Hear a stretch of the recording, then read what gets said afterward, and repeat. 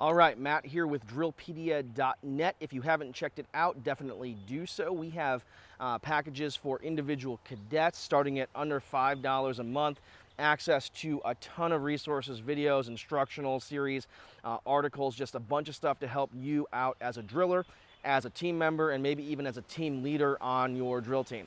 For teams and instructors, we have special packages for y'all as well. So definitely give it a look. Again, Drilpedia.net. So let's hop into our tutorial today. What we're going to be learning is a double left left. We got a request for some more advanced material to be put up here, and so we're doing just that. The double left left, as the name implies, is a double aerial thrown with the left and caught with the left.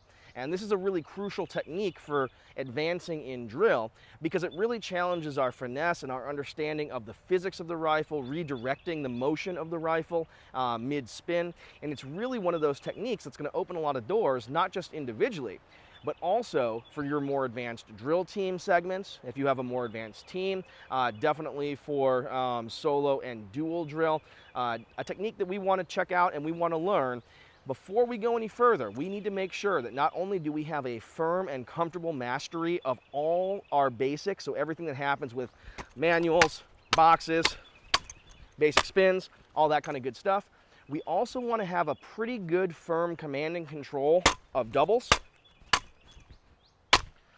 and maybe even a command of double to ports. Being able to control that double, not just do it, but really being able to control it is the essence of this move. So if you're not quite there yet, don't worry.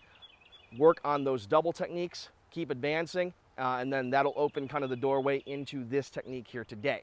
So the double left left. Kind of a simple scenario because once again, we're gonna go back to the foundational techniques of drill. We're gonna break this down. We're not even gonna do the aerial.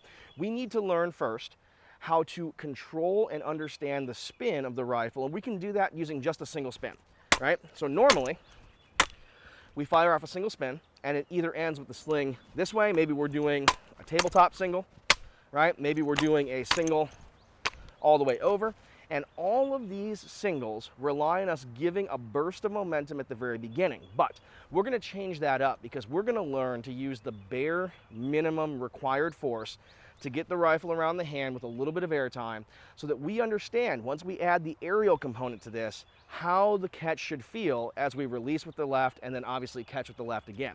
So to do this, we want to do the lowest, slowest single that we possibly can.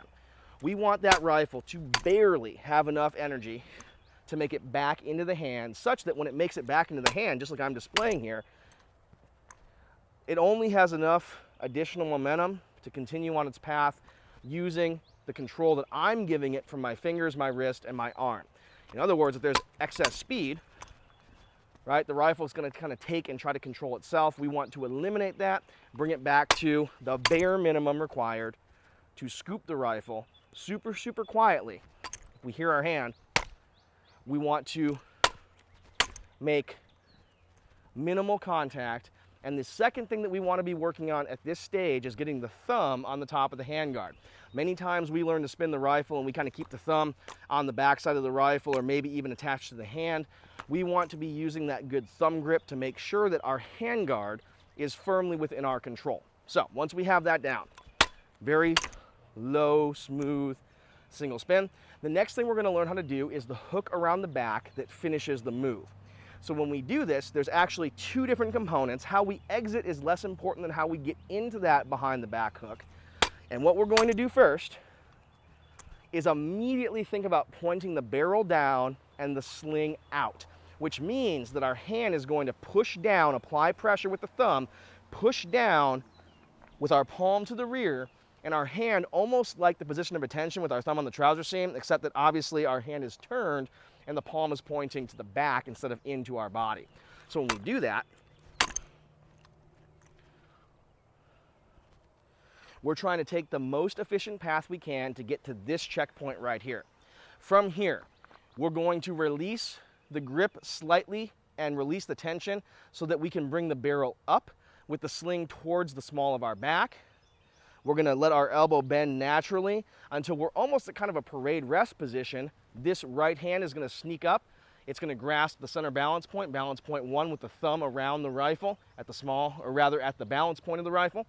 And from here, we can release and finish the around the back hook.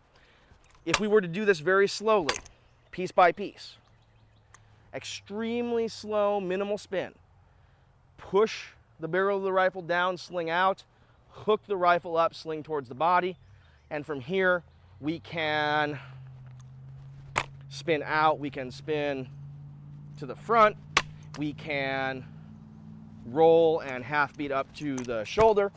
Anything is possible as long as the smoothness of the entry sets us up really well to do something cool on the exit. Once we have those individual checkpoints, the super smooth spin, the point down, and the hook up behind the back, we can start to combine them. And when we do that, we want to think about super fluid motion, hitting those checkpoints, but moving through them, not stopping at them. So to look from the rear here, look from behind, point down, hook up, and we can come and finish out with the hand.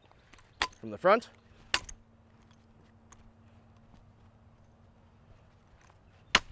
and we want to do that movement until that becomes supernatural in our hands, in our arms, and we understand exactly what we're doing all the way through. Once we have that, we can talk about the aerial piece of this movement, which is somewhat challenging because I think every time we normally throw a double aerial,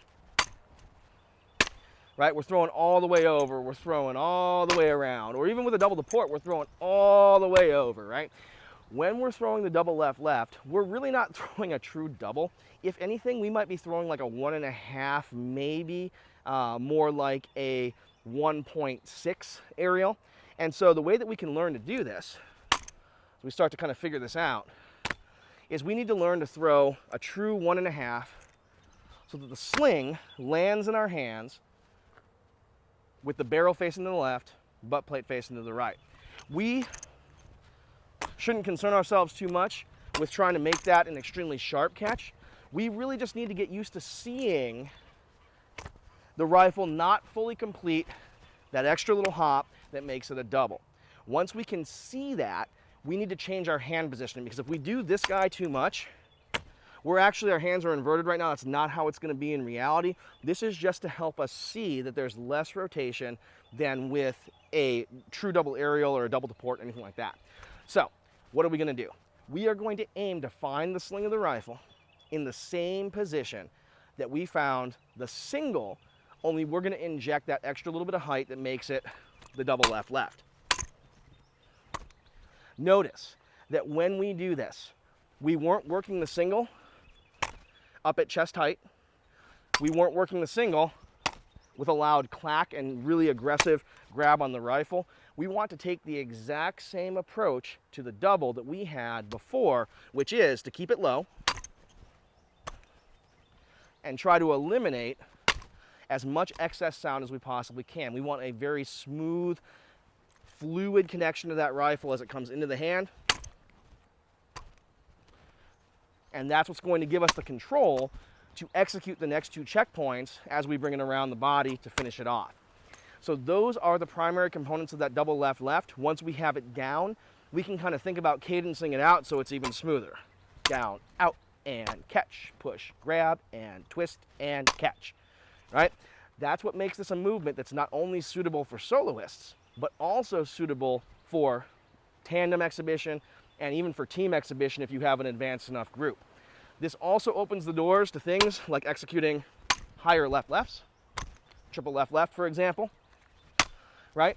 And continues to push that boundary of like, how do I manipulate the rifle, but not in a way that's just slamming it between my hands or pushing it as hard as I possibly can. How can I use that control and that nuance to really create neat techniques that add to my routines? So that's the double left-left. Give it a shot, try it out, and best of luck.